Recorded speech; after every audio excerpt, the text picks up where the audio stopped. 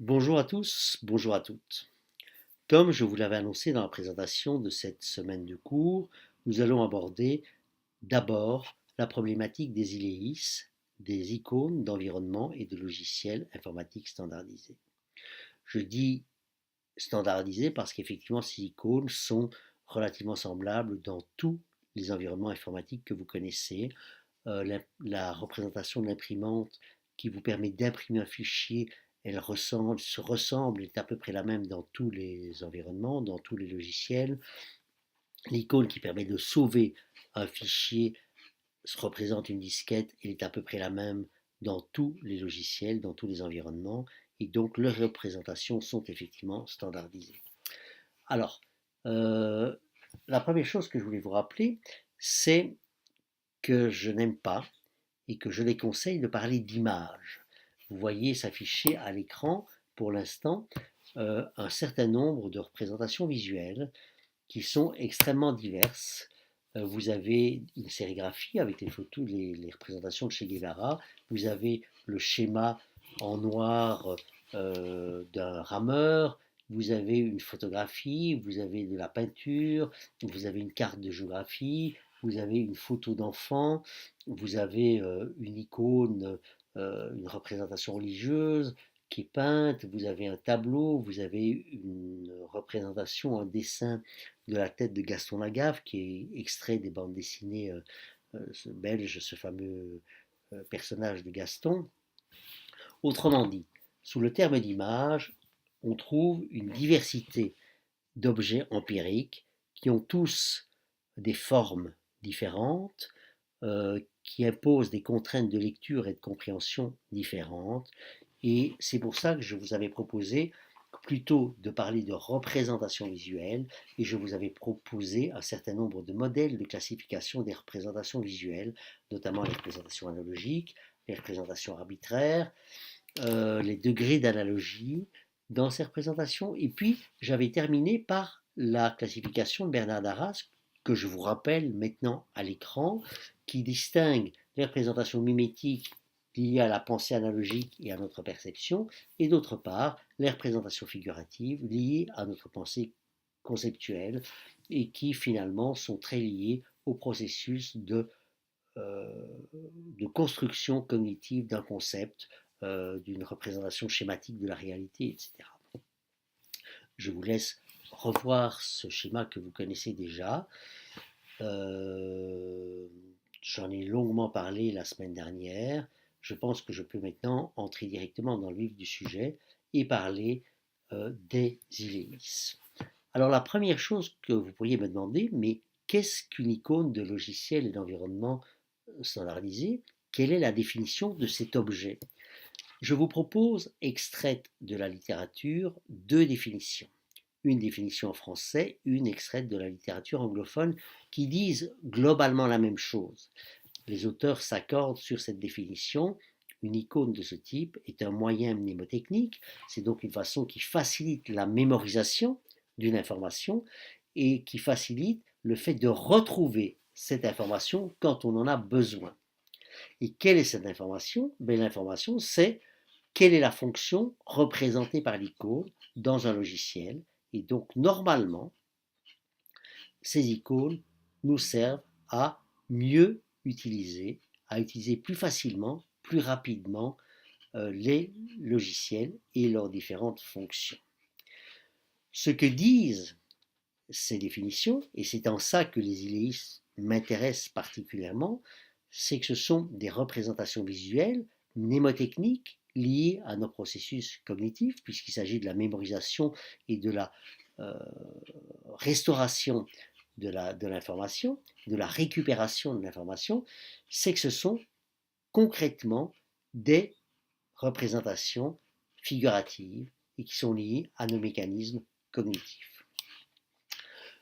Là, les chercheurs ont fait à propos de ces représentations une hypothèse forte, c'est effectivement des éléments facilitateurs de la récupération de l'information, de l'utilisation des logiciels et de leurs fonctions, puisqu'effectivement, ces icônes sont plus facilement mémorisables que du texte ou que toute autre forme de représentation. nous verrons dans l'activité prochaine que les résultats de cette recherche et que les résultats des recherches relatives à cette hypothèse ne sont pas toujours vérifiés et qu'en fait, elles sont plutôt invalidées plutôt que confirmées. Maintenant qu'on sait ça, on peut passer à l'analyse plus en détail de ces iléis. Je vous ai dit, et les définitions disent, que ce sont des représentations qui permettent de retrouver plus facilement des fonctions. Ce sont donc en général des représentations d'actions, imprimées par exemple. Quand on représente l'imprimante, c'est pour dire ici vous pouvez imprimer, grâce à ce bouton vous pouvez imprimer le fichier, grâce à ce bouton qui représente une disquette vous pouvez sauver votre fichier, et donc une icône de logiciel ou d'environnement informatique standardisé est, dans la plupart des cas, une représentation d'action, mais c'est souvent aussi une représentation d'un objet. Et de façon très métonymique, on représente très souvent l'objet pour l'action que l'objet permet d'effectuer.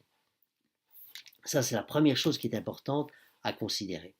On a affaire à des représentations d'actions ou à des représentations d'objets, sachant que très souvent, grâce à des procédés rhétoriques de métonymie, l'objet désigne l'action qu'il permet, qu'il rend possible.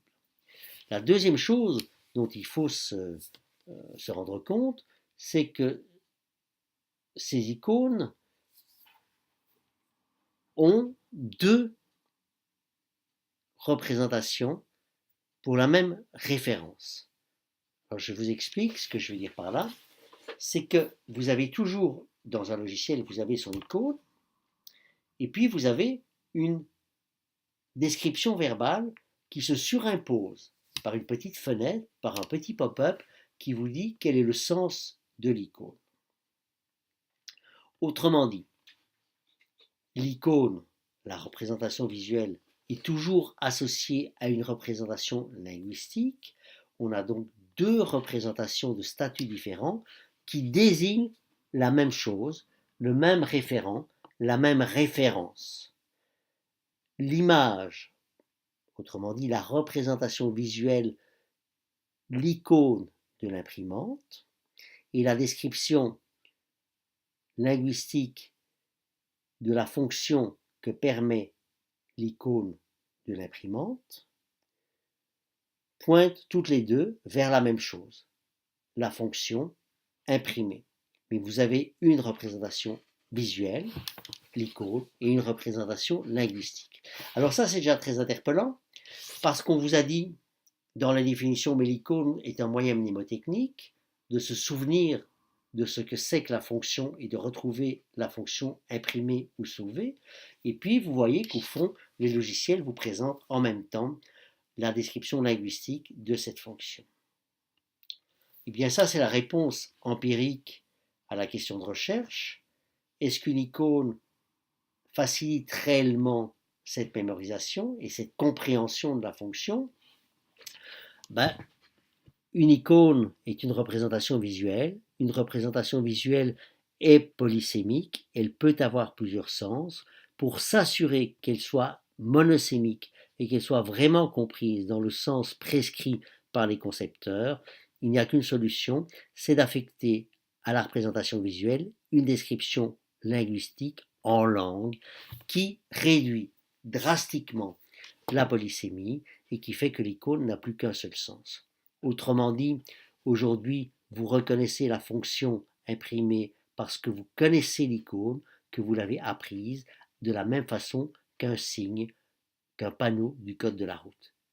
C'est devenu une tradition de représenter les choses avec des icônes, mais fondamentalement, le rôle mnémotechnique de l'icône, parce que c'est une représentation visuelle qui ressemble d'une certaine façon à ce que vous savez de la fonction, n'a pas beaucoup d'intérêt et n'a plus beaucoup d'intérêt pour vous. Alors, donc, vous voyez bien que cette hypothèse est déjà en partie invalidée, puisque dans les environnements, on vous présente la représentation visuelle et sa description linguistique, sa description en langue. La troisième chose dont il faut absolument que vous vous rendiez compte, c'est que dans les icônes de logiciels et d'environnements informatiques qu'on va analyser et qu'on va observer, qu'on va décrire, il y a des icônes qui sont composées d'une seule représentation, ce que moi j'appelle une fonction d'identification globale. C'est un iconogramme. L'imprimante, c'est un seul objet. D'accord? C'est une seule représentation de l'objet, tandis que certaines icônes sont plus complexes. Elles représentent plusieurs objets articulés, construits, enchâssés, l'un à côté de l'autre. Et donc là, on décrit, ça permet de décrire et d'identifier l'objet à partir de l'analyse de ce qu'il est. On sait par exemple que pour une fonction de tri, dans Excel ou dans Word, on a deux flèches qui indiquent le sens de la classification avec souvent des lettres A, B, C qui montrent qu'on trie par ordre alphabétique croissant ou décroissant, et donc on a plusieurs types de représentations visuelles qui sont articulées dans une même ellipse. Alors, représentation suivante, voilà la description de cette fonction désignative globale ou analytique. Vous avez l'exemple de l'imprimante, un iconogramme global, la représentation de l'objet imprimante, et puis vous avez une icône ancienne de Windows qui permettait de sauvegarder vos fichiers ou votre disque dur, et vous voyez qu'il y a plusieurs éléments qui entrent en articulation. Vous avez la représentation de votre ordinateur, vous avez la représentation d'un coffre-fort, et donc une flèche qui vous montre que l'on peut aller, que l'on peut transférer de l'ordinateur vers le coffre-fort. On a donc deux représentations particulières composant la représentation globale. On a donc en termes techniques ce qu'on appelle deux iconèmes juxtaposés, articulés, pour donner une signification globale à partir de plusieurs éléments. C'est donc une fonction d'identification analytique. Voilà.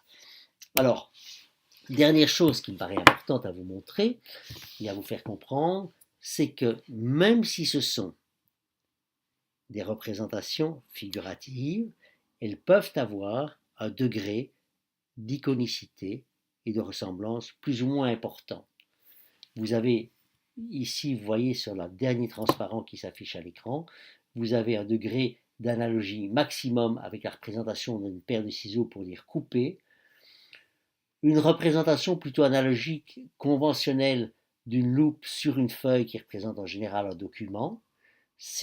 Je dis que c'est conventionnel et en même temps analogique parce que la représentation analogique de la feuille du document est devenue conventionnelle dans l'ensemble des environnements informatiques. La loupe est-elle relativement analogique aussi?